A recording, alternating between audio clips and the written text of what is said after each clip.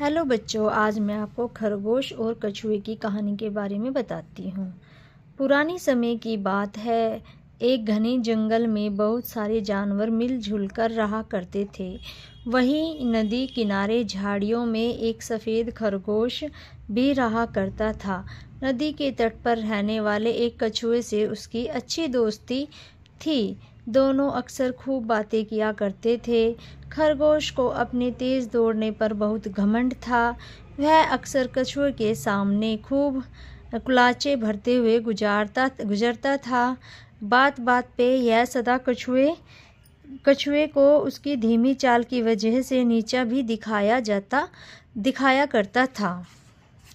एक दिन दोपहर में दोनों नदी के किनारे बैठकर बातें कर रहे थे। खरगोश ने सेखी बघाड़ते हुए कहा, मित्र, क्यों ना हम लोग दौड़ लगाए।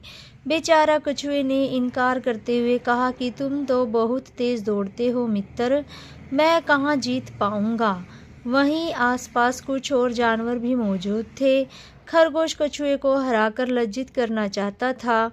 उसने कहा, हाँ मुझे पता है तुम तेज नहीं दौड़ सकते, लेकिन फिर भी एक बार प्रयास तो करो। थोड़ी देर के नानुकुर करने के बाद कछुए ने खरगोश की चुनौती मान ली। दोनों दौड़ लगाने के लिए तैयार हो गए।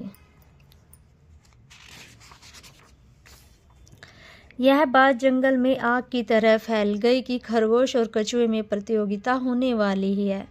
तय यह हुआ कि दोनों नदी किनारे के सामने से पहाड़ी पर खड़े एक बूढ़े बरगद के पेड़ तक दौड़ेंगे। दौड़ आरंभ हुई। कछुआ अपनी सुस्त चाल से धीरे धीरे आगे बढ़ने लगा, लेकिन खरगोश ने मुड़कर देखा तो कछुआ दूर दूर तक कहीं नहीं दिखाई दे रहा था। खरगोश ने सोचा कि बेचारा कछुआ तो कभी नहीं हरा सकता। कछुए के यहाँ पहुँचने तक क्यों न एक झपकी ले ली जाए। खरगोश वहीं पास में एक पेड़ की छांव में सुस्ताने लग गया। वृक्ष की ठंडी छांव से लेटते उसकी आंख लग गई और उसकी गहरी नींद में सो गया। उधर कछुआ अपनी धीमी गति से लगातार चल रहा था। थोड़ी देर चलने के पश्चात वह खरगोश के पास पहुंचा और उसने खरगोश को सोते हुए देखा और चुपचाप आगे बढ़ गया।